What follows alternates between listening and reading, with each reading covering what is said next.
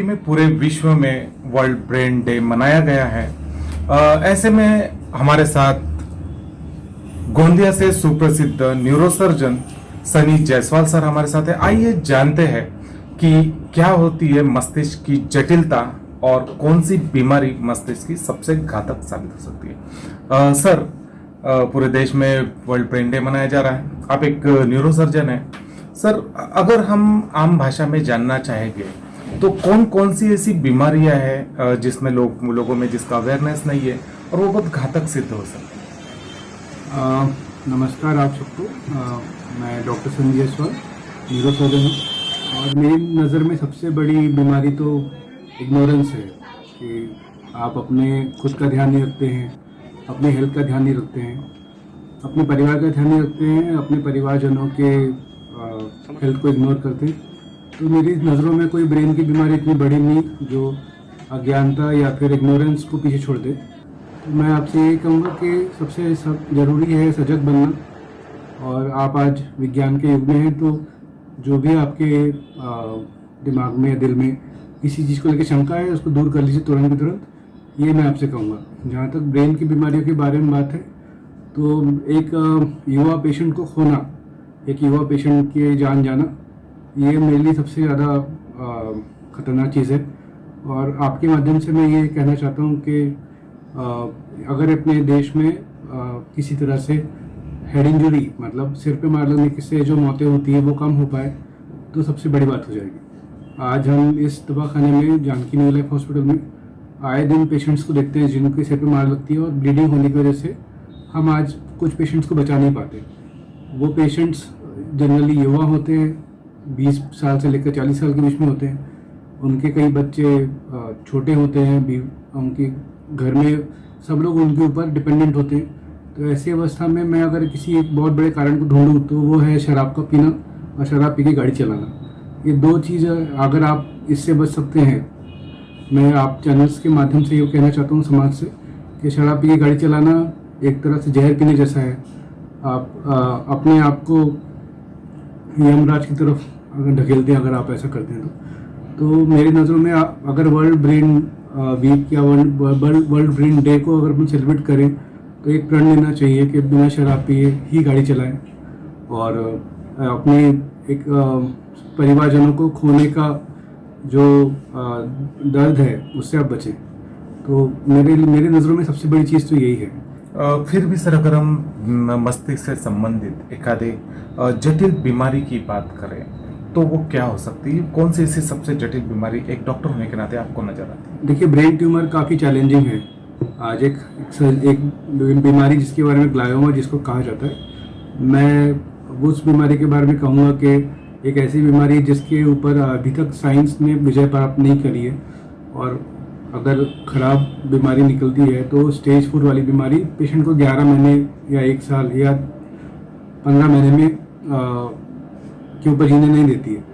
तो एक ग्लायोमा जैसी बीमारी मेरी नज़रों में सबसे जटिल और सबसे खतरनाक बीमारी है। सर, अगर हम ग्लायोमा की बात करते हैं तो क्या मुख्य कारण होते हैं?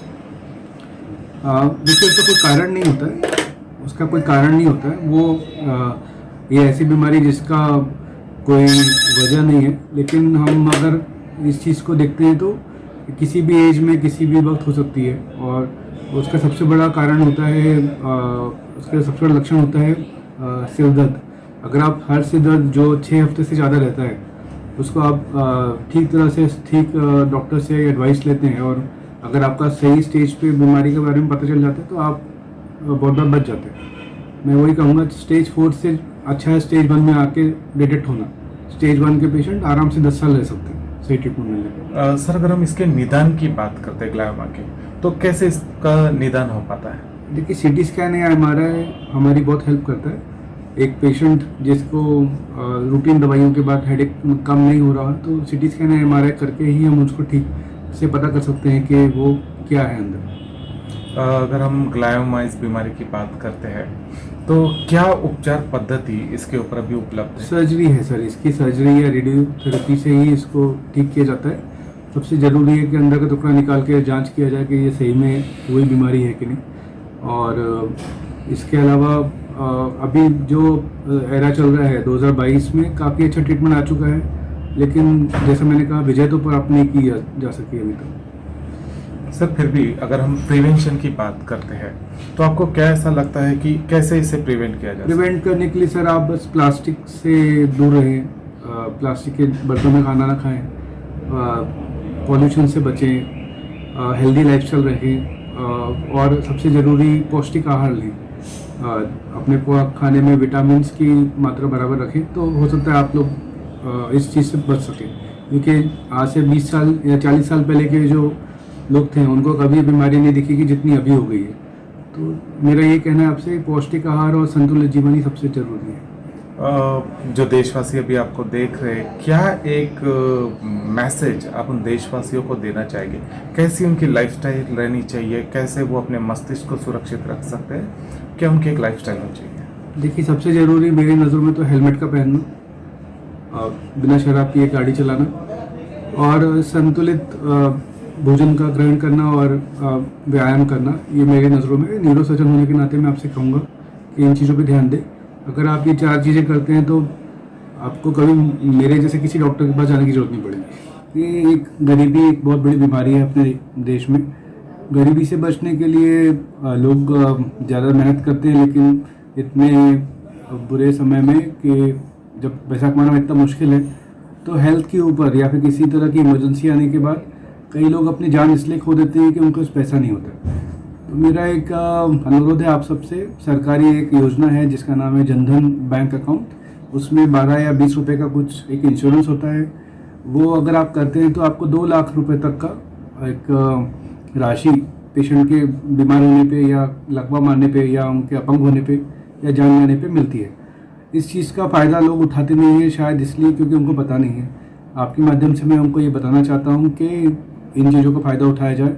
और आप एक उस आदमी के बारे में सोच के देखिए जिसकी मंथली सैलरी से 2000 या 3000 रुपये है, उसका बताया गया कि 2 लाख का ऑपरेशन करना है, तो वो अपने कदम पीछे हटा लेता है।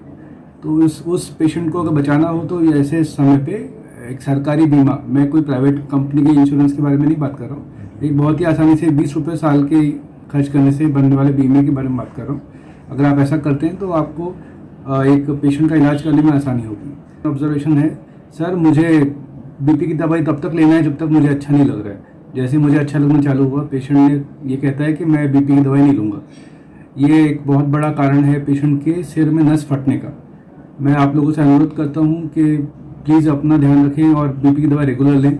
जिस तरह आप खाना खाते हैं, पानी पीते हैं, ब्रश करते हैं, उसी तरह गोली का सेवन रोज करना है। आपके एक गलती एक परिवार को अनाथ कर देती है।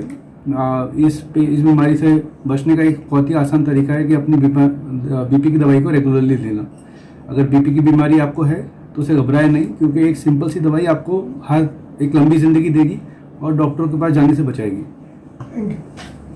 जैसे कि अभी आपने बीपी संबंधित बातचीत की, ब्लड प्रेशर हाई होने के कारण अक्सर चक्कर भी आ जाते हैं और अक्सर ये देखा जाता है कि चलती गाड़ी पे लोग चक्कर खाकर गिर जाते हैं और फिर ट्रॉमा कंडीशन में पहुंच जाते हैं। सही कहा आपने, बीपी की बीमारी इतनी ख़राब है कि वो पेशेंट को फील होने देती नहीं है कि वो उसके अंदर है।